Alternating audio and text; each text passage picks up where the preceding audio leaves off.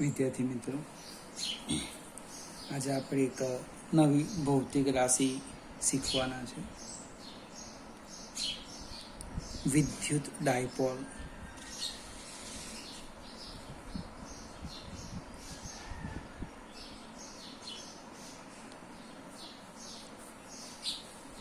વિદ્યુત ડાયપોલ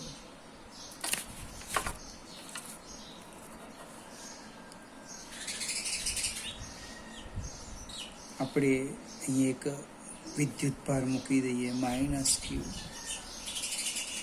એટલે એક વિદ્યુત ભાર મૂકી દે +Q. આ જે બંને વિદ્યુત ભારો છે એના મૂલ્યો તમે જો સરખા જ છે. Q પણ કેવા છે? વિજાતીય છે. એમને એકબીજાથી અમુક અંતરે મૂકવામાં આવે. અમુક અંતર, એ અંતર હું ટ્વાઇસે લેમ છું.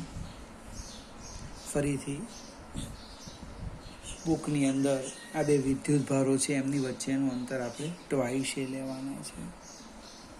તો આ જે રચના બની, આ જે તંત્ર બની ગયું, આ તંત્ર એને કહેવાય વિદ્યુત ડાયપોલ કહે છે.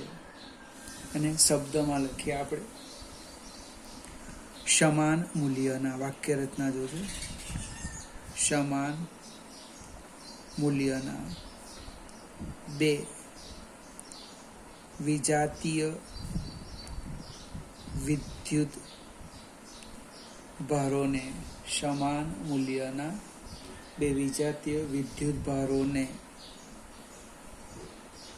એકબીજાથી અમુક અંતરે, જૂના કોષમાં હતો પરિમિત અંતરે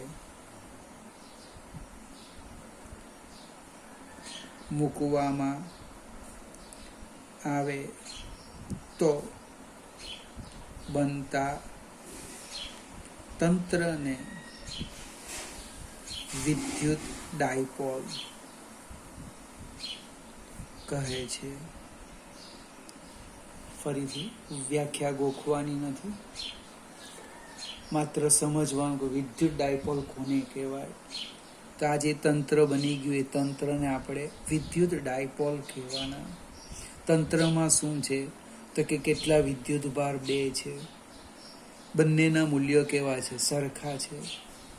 સજાતીય કે વિજાતીય? તો કે વિજાતીય છે. કેવી રીતે મૂકેલા છે? કે અમુક અંતરે, પરિમિત અંતરે અને માપી શકાય એવા અંતરે મૂકવામાં આવે તો બનતા તંત્રને વિદ્યુત ડાયપોલ, દ્વિધ્રુવી કહે છે. ફરીથી વ્યાખ્યા અહીંથી લખીએ, સમાન મૂલ્યના અલ્પવિરામ કેટલા? 2 વિજાતીય વિદ્યુત ભારોને એકબીજાથી અમુક અંતરે અથવા પરિમિત અંતરે મૂકવામાં આવે તો બનતા તંત્રને વિદ્યુત ડાયપોલ કહે છે. હવે વિદ્યુત ભારનું મૂલ્ય અને તેમની વચ્ચેનો જે અંતર છે એ અંતરના ગુણાકારને વિદ્યુત ડાયપોલ મોમેન્ટ કહેવાના. વિદ્યુત ભારનું મૂલ્ય એટલે Q ગુણ્યા તેમની વચ્ચેનું અંતર કેટલું? તો કે ટ્વાઇસે. એ એક નવી ભૌતિક રાશિ, એને કહેવાના વિદ્યુત ડાયપોલ મોમેન્ટ. કોઈક મોમેન્ટની જગ્યા લખે ચાક માત્રા. ફરીથી વિદ્યુત ભારનું મૂલ્ય અને તેમની વચ્ચેનું જે અંતર છે એ અંતરના ગુણાકારને વિદ્યુત ડાયપોલ મોમેન્ટ કહે છે. એની સંજ્ઞા છે P, એટલે P આપણે આમ લખી દઈએ, P બરાબર ટ્વાઇસ AQ. હવે આપણી જે ભૂલ થાય તે સમજાવો. બંને વિદ્યુતભાર વચ્ચેનું જે અંતર આપે એ ટ્વાઇસે લેવાનું. ટ્વાઇસે અંતર છે. આપણે શું કરીએ? એ જ લઈએ અને 2 વડે પાછા ગુણી દઈએ, એટલે જે મૂલ્ય મળતું હોય એના કરતાં ડબલ થઈ જાય. ઓબ્જેક્ટિવની વાત કરું, ટ્વાઇસ AQ. આ જે ભૌતિક રાશિ છે ડાયપોલ મોમેન્ટ, એ સદિશ ભૌતિક રાશિ છે. સદિશ ભૌતિક રાશિ. ડાયપોલ મોમેન્ટ સદિશ ભૌતિક રાશિ છે. તો તરત પ્રશ્ન ઉદ્ભવે, એની દિશા કઈ? તો કે એની દિશા છે -q થી +q. ફરીથી યાદ રાખજો, કોની દિશા? ડાયપોલ મોમેન્ટની દિશા. આપણી બુકની અંદર લખ્યું ડાયપોલની દિશા, તો પણ ચાલશે. ડાયપોલની દિશા -q થી +q. ક્ષેત્રની દિશા કઈ? તો કે ધનથી ઋણ. ધન વિદ્યુત ભારમાંથી નીકળે અને ઋણ વિદ્યુત ભારમાં દાખલ થાય. બરાબર યાદ રાખજો, ક્ષેત્ર ધનમાંથી બહાર નીકળે. ડાયપોલની દિશા -q થી +q, એટલે એને સદિશ સ્વરૂપે દર્શાવાય. સદિશ p બરાબર 2aq. આપણે -q થી +q ની દિશાનો એકમ સદિશ લઈ લઈશું. આગળ જઈએ. હવે આ જે તંત્ર છે એ તંત્રનો કુલ વિદ્યુત ભાર, એટલે કે વિદ્યુત ડાયપોલ, વિદ્યુત ડાયપોલનો એક કુલ વિદ્યુત ભાર કેટલો? 0. અને એનો કુલ વિદ્યુત ભાર 0 થાય. કેમ? તો કે મૂલ્ય સરખા છે ને વિજાતીય છે. +5 -5 બેઝિક સરવાળો કરો તો 0 થાય. પરંતુ એનું જે વિદ્યુત ક્ષેત્ર છે એ વિદ્યુત ક્ષેત્ર ઇઝ નોટ ઇક્વલ ટુ 0. 0 થતું નથી. પાછો પ્રશ્ન ઉદ્ભવે કે વિદ્યુત ભાર 0 થાય તો ક્ષેત્ર કેમ નહીં 0 થાય? વિદ્યુત ભાર એટલા માટે 0 થાય કે બંનેના મૂલ્ય સરખા અને વિજાતીય છે, માટે શું 0 થાય? ક્ષેત્ર એટલા માટે નહીં થાય કે એના સ્થાન અલગ અલગ છે. આ જે સ્થાન છે -q ને +q એક જ જગ્યા પર હોય તો વિદ્યુત ભાર પર 0, ક્ષેત્ર 0 થાય, એટલે તટસ્થ થઈ જાય. અહીંયા બંને કેવા છે? અલગ અલગ છે, એટલે એનું ક્ષેત્ર 0 થતું નથી. આપણે સેજ આગળ જઈએ. 2 માર્કની 2 થિયરી છે. એક હું આજે સમજાવું, બીજી આવતીકાલે આના પછીના વિડીયોમાં સમજાવીશ. હવે વિદ્યુત ડાયપોલનું ક્ષેત્ર જોવાના. તો વિદ્યુત ડાયપોલનું ક્ષેત્ર ફરીથી એક વખત ફિગર સમજાવું છું. આ -q છે, આ +q છે. તો બંને વિદ્યુત ભારોને જોડતી રેખા છે, એને ડાયપોલ અક્ષ કહેવાય. બંને વિદ્યુત ભારોને જોડતી રેખા આ જે છે એનું નામ છે ડાયપોલ અક્ષ. અને બંને વિદ્યુત ભારોનું મધ્ય બિંદુ છે આ. બંને વિદ્યુત ભારોને જોડતી રેખા ને લંબ મધ્ય બિંદુમાંથી પસાર થતી રેખા છે, એને આપણે કહેવાના વિષુવ રેખા.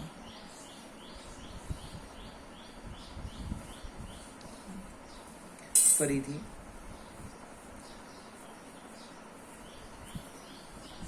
પહેલો પ્રશ્ન. બંને વિદ્યુત ભારોને જોડતી રેખા છે આ, એનું નામ છે ડાયપોલ અક્ષ. અને વિદ્યુત ડાયપોલના લંબ દ્વિભાજકને આપણે શું કહેવાના? વિષુવ રેખા. એટલે આપણી પાસે 2 પ્રશ્ન છે. અક્ષ પર વિદ્યુત ક્ષેત્ર મેળવો અથવા વિષુવ રેખા પર વિદ્યુત ક્ષેત્ર મેળવો. આ જે O છે એ ડાયપોલનું મધ્ય બિંદુ થશે. તો આપણે પહેલા લઈએ ડાયપોલની અક્ષ પર લઈએ.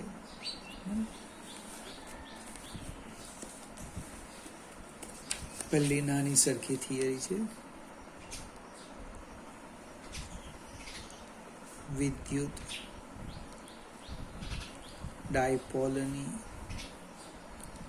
અક્ષ પર વિદ્યુત ક્ષેત્ર.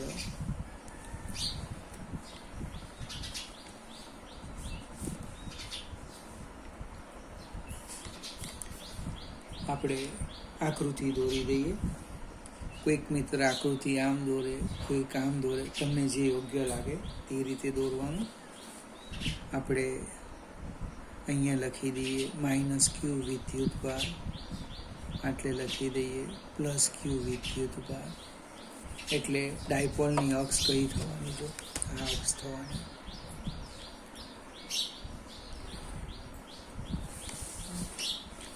આ ડાયપોલનું મધ્ય બિંદુ છે, એને આપણે O કહીએ.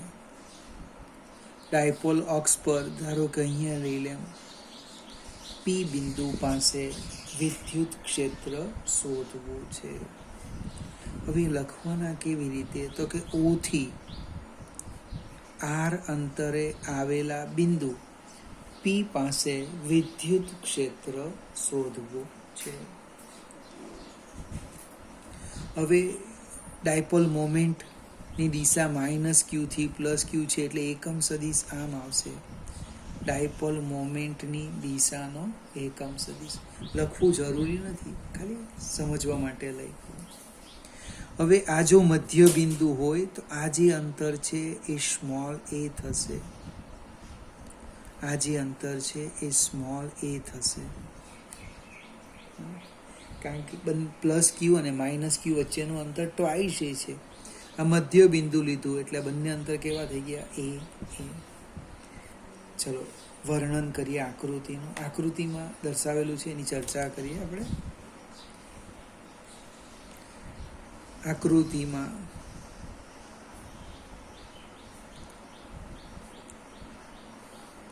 દર્શાવ્યા પ્રમાણે ડાયપોલના મધ્ય બિંદુ O થી R અંતરે અક્ષ પર વિદ્યુત ક્ષેત્ર શોધવું છે. પ્રશ્ન લખી દીધો. આકૃતિમાં દર્શાવ્યા પ્રમાણે ડાયપોલના મધ્ય બિંદુ O થી R અંતરે અક્ષ પર વિદ્યુત ક્ષેત્ર શોધવું છે. અથવા વાક્ય રચના તમારે બનાવી દેવાની કે ડાયપોલની અક્ષ પર મધ્ય બિંદુ O થી R અંતરે વિદ્યુત ક્ષેત્ર શોધવું છે. હવે મારી પાસે બે વિદ્યુત ભાર છે, એટલે બંને વિદ્યુત ભારના ક્ષેત્રનો શું કરવાનો? સદિશ સરવાળો કરવાનો. એટલે કે વિદ્યુત ક્ષેત્ર E બરાબર આમ લખાય, E પ્લસ E માઇનસ. હવે વિદ્યુત ક્ષેત્રનું સૂત્ર આપણને ખબર છે, જો ભૂલી ગયા હોય તો અહીંયા સાઈડ પર લખું છું. E બરાબર આમ લખાય, E બરાબર 1/4πε0 Q/R².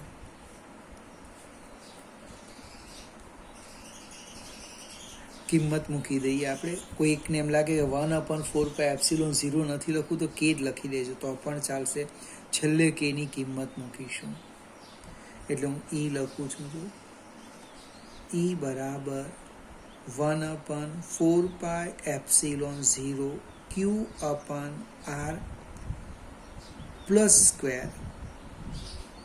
માઇનસ ઋણ વિદ્યુત ભાર છે, માઇનસ 1/4πε0 Q/R-². E પ્લસ શોધી કાઢ્યું. કેટલું? 1/4πε0 Q/R². અને ઋણ વિદ્યુત ભાર છે એટલે માઇનસ મૂક્યું 1/4πε0 Q/R-². પાછો પ્રશ્ન ઉદ્ભવ્યો, R પ્લસ કેટલા લેવાના? તો R પ્લસ જો એટલે પ્લસ Qનું P સુધીનું અંતર, આ અંતર, આટલું અંતર R છે એમાંથી આટલું બાદ કરી દો એટલે R પ્લસ થવાના R માઇનસ A. એ જ પ્રમાણે R માઇનસ કેટલા થવાના? જો અહીંથી નક્કી કરો. આ માઇનસ Q થી P નું અંતર, આટલું અંતર છે સ્મોલ r અને આટલું ઉમેરી દઈએ એટલે શું થવાનું? R plus A. Q upon 4πε0 common છે એને બહાર કાઢી લઈએ તો આમ થશે E બરાબર ક્યુ અપન 4πε0 કૌંસમાં 1/r minus a whole square minus 1/r plus a whole square. હવે ગણિતનું કામ છે, લસા લઈએ. તમે ધારો તો આના પરથી સીધું આ લખી શકો, આ ન લખો તો પણ ચાલે, ડાયરેક્ટ 2 જ માર્ક મળે આના. ક્યુ અપન 4πε0 ઇન્ટુ અને અહીંયા લખી દઈએ r પ્લસ a લસા whole square minus r minus a whole square divide by r minus a whole square r plus a whole square. સાદું રૂપ આપીએ. Q upon 4πε0 r square plus a square plus twice ar minus, જો વાક્ય રચના minus છે એટલે જેટલા પદ plus હશે એ કેવા બની જશે, માઇનસ, અને માઇનસ હશે તે ઋણ, એટલે r square plus a square minus twice ar, એટલે આમ થવાનું minus r square minus a square minus minus plus twice ar અપન છેદમાં જો r minus a r plus a plus b a minus b, એટલે આમ થાય r square minus a square whole square. આ વર્ગ તો છે એ રહેવાનો. હવે અંશ ચેક કરો.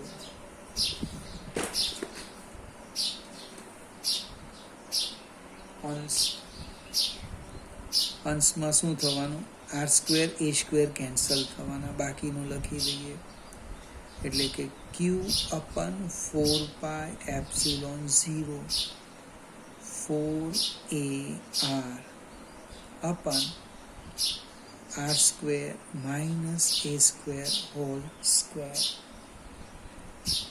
દિશા કઈ આવવાની, ડાયપોલ મોમેન્ટની દિશા, એટલે સદિશ સ્વરૂપ લખીશું આપણે માઇનસ ક્યુ થી પ્લસ ક્યુ તરફ, એટલે એકમ સદિશ લખી દઈએ. સદિશ E બરાબર એકમ સદિશ P. ફરીથી ક્ષેત્રની દિશા આમ આવવાની, આમ માઇનસ ડાયપોલ મોમેન્ટની દિશા માઇનસ ક્યુ થી પ્લસ ક્યુ તરફ. ક્યુ upon 4πε0 4ar upon r square minus a square whole square એકમ સદિશ P. જો r is greater than r હો a હોય, r is greater than a લઈએ તો આ જે છેદ છે એ છેદમાં r સ્ક્વેરની સરખામણીમાં a સ્ક્વેરને અવગણી શકાય.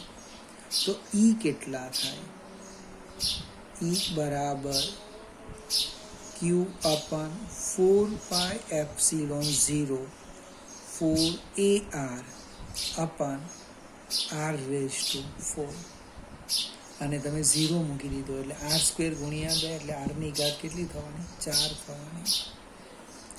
અહીં બાજુમાં લખું છું, એટલે ક્ષેત્ર થવાનું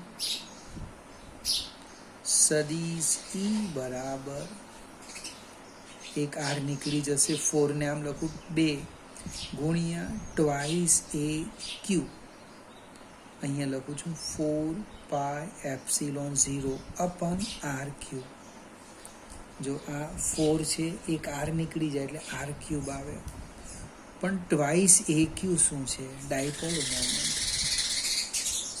ટ્વાઇસ a ક્યુ એટલે ડાયપોલ મોમેન્ટ. અહીં એકમ સદિશ p લખવાનું, એટલે કે સદિશ E બરાબર twice p upon 4πε0 into r cube એકમ સદિશ પી. બિંદુવત વિદ્યુતભારનું વિદ્યુત ક્ષેત્ર 1/r² સૂત્ર અનુસાર ઘટે. ડાયપોલનું ક્ષેત્ર તમે જો અક્ષ પર 1/r³ સૂત્ર અનુસાર ઘટે. ફરીથી લગભગ ગણિત છે, અને પ્રેક્ટિસ કરો ને. આટલા 2 માર્કમાં આટલું બધું નહીં લખાય. આ તો સમજવા માટે મેં સમજાવ્યું, પછી તમારે ડાયરેક્ટ લખવાનું અમુક સ્ટેપ યાદ રાખવાનું છે. ઈ બરાબર, હવે કેટલાક મિત્રો શું છે 4πε0 નહીં લખે, ટ્વાઇસ કેપી જ લખી દે, ટ્વાઇસ કેપી અપન r³, તો પણ ચાલે. ઈ બરાબર ટ્વાઇસ કેપી અપન r³ એકમ સદિશ પી. 2 વાર વિડીયો જોજો, કોઈ સ્ટેપ નહીં ખ્યાલ આવે તો ફોન કરી પૂછી લેવું. થિયરી પરફેક્ટ તૈયાર કરવી. આગળ એક થિયરી જોઈ ગયા, કુલમનો નિયમ. બીજી ક્ષેત્ર રેખાની લાક્ષણિકતાઓ. ત્રીજી થિયરી આ છે જે પૂછી શકાય એ પ્રકારની છે 2 માર્કમાં.